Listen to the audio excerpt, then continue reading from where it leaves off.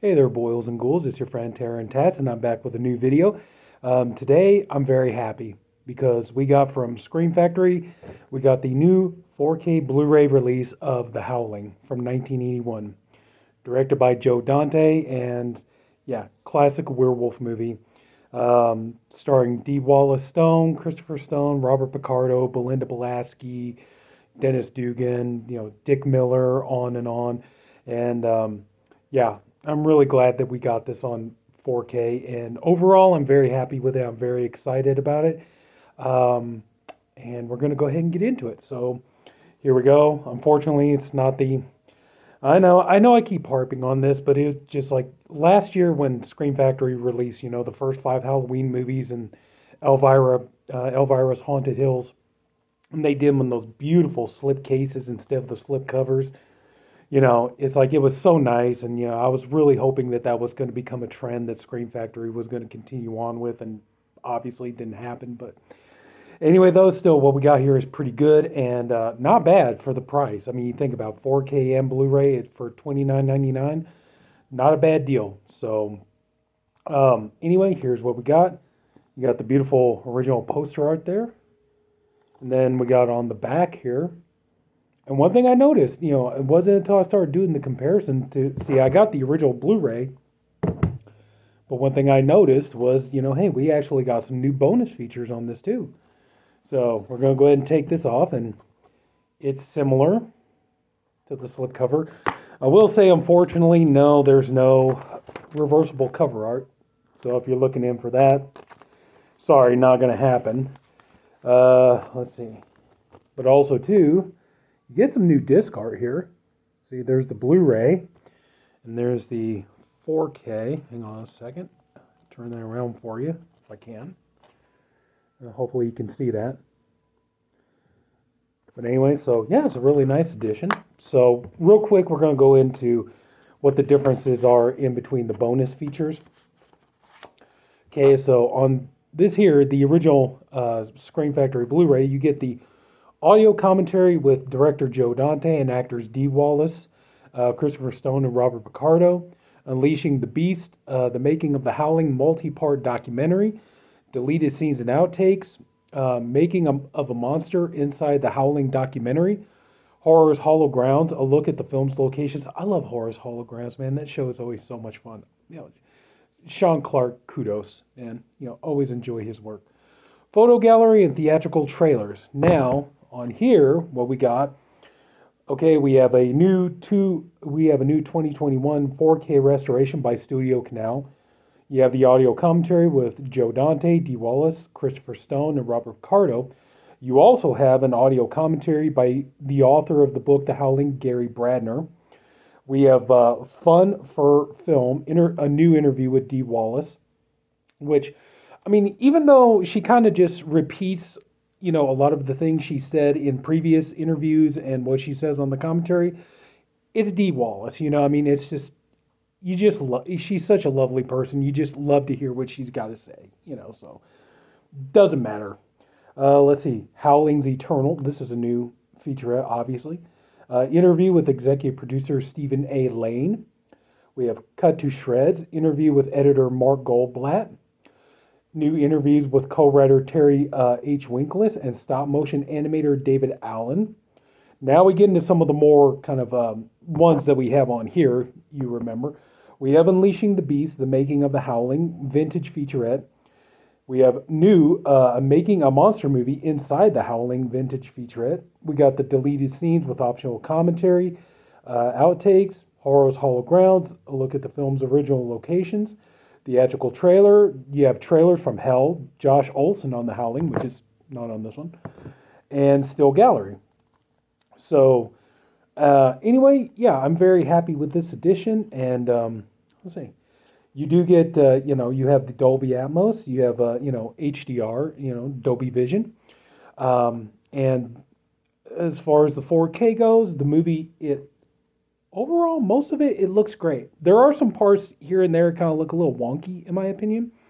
There are a couple of parts where the HDR, it gets just a little too dark, and there's some moments where it's kind of hard to see what's going on in the film. But overall, it's a really good transfer. I think this is probably the cleanest this movie's ever looked. The cinematography really comes through, especially a lot of the daylight shots, like the scene where Belinda Blasky is, on the cliff, and she's looking at the pictures and stuff like that. Just just the location and everything else. It looks so beautiful. And one thing I definitely really enjoy is the fact that of course, obviously the 4K brings out more detail. And one of the things I really enjoy is Robert A. Burns. Robert A. Burns was the set decorator, set designer. He worked on this. He worked on the original Texas Chainsaw Massacre and Reanimator, The Hills Have Eyes, on and on and on. He had a very long career as set decorator. And one thing that I really enjoy is you get to see a lot more of the details of his work come out. And one thing, it's there. I mean, even in VHS quality, you could see it. But it's like one thing that always kind of really stood out to me. And the funny thing is my brother is a huge fan of this movie, and he also loves Texas Chainsaw Massacre. But one thing he never noticed until I pointed it out to him was in the scene in the shop where Dennis Dugan and Belinda Blasky are talking to Dick Miller, and he's kind of giving them the kind of the mythology about werewolves that they bring into this movie. One thing you notice, like you see these nuns coming into the shop, and right there, like kind of right in the right hand corner, you see the chair, the actual chair with the grandmother, kind of the decomposed grandmother from the Texas Chainsaw Massacre. And it was always there. I always noticed it and everything. And I had mentioned it to my brother. He never noticed it. I'm surprised he didn't, but I mentioned it to him. It's like, oh my God, did you see they got the grandma from Texas Chainsaw Massacre? And he's like, no, what are you talking about? So I showed him. He's like, I'll be damned. That's actually there. And that's one thing I really like about the 4K here is, it's going to bring out more of that detail. And it's right there. I mean, even though you could see it before, it's like, yeah, it's boom. It's like right there. You could definitely see it in the 4K. So that's nice.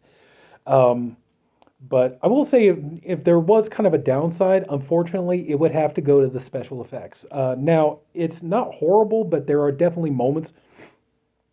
This is a little bit different from the Thing 4K, because on the Thing 4K, I don't know, something about the 4K, like it didn't really like give away Rob Bottin's special effects. Where unfortunately in here, it's like, yeah, some parts of it they were always obvious. I mean, especially in the big werewolf transformation scene, where Robert Picardo's character Eddie starts becoming the werewolf and everything. You can definitely tell it's a mechanical head. They're using, like puppets or animatronics, whatever. There's a couple of moments of stop motion animation that, well, it's not really a couple of moments. It's just like a few seconds. But, unfortunately, the 4K does make it kind of pretty obvious that it's there. So some of the special effects, unfortunately, don't really hold up. But overall, it looks really good. Like I said, just kind of the kind of the one thing is like it looks a little bit better than it did on the Blu-ray, because on the Blu-ray, they bring up the lighter colors and everything else, and they kind of really brighten up the picture and stuff. So it's way more obvious on the Blu-ray than it is on the 4K, but kind of with the high dynamic range that you get on the 4K, it kind of tends to hide it a little bit. So, but even still, yeah, unfortunately, some of the special effects are still noticeable, but that's the thing. I mean, even, I don't know about maybe so much VHS, but even go back to, DVD days, and this was a movie I had on DVD. And I've seen this on, I've seen it on VHS and DVD and Blu-ray and, streaming and now this. And so, yeah, kind of some of the special effects were always kind of a little bit obvious. But yeah, the high dynamic range really does kind of, darken it a little bit, kind of make it a little bit easier to kind of take in, but even still, it is noticeable. But doesn't matter. I would definitely say if you're a fan of this movie, I would definitely say pick it up. You get your money's worth. It's $29.99, but you do get your money's worth out of it. The 4K really is worth it. The picture quality does look really good. It sounds great. You get the Blu-ray, you get some new bonus features. They added some stuff. So I would definitely say that, yeah, go ahead and pick it up. It's really totally worth it, in my opinion, if you're a fan of this movie. And it's a good addition to have. And but this does make me kind of wonder, though. Okay, now that we got this, I wonder what we're going to be in for when uh, next month when American Werewolf in London comes out on 4K from Arrow.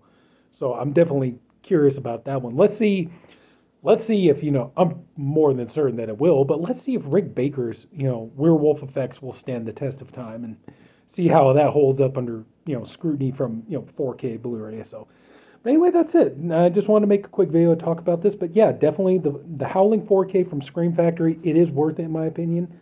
Um, like I said, it kind of would have been nice. Maybe they could have done the reversible cover art, but it's okay. I can live with it. So that's it. So if anybody took the time to watch this, I thank you for doing it, and I appreciate you for doing it. I honestly hope you enjoyed this video. If you did, please leave it a like.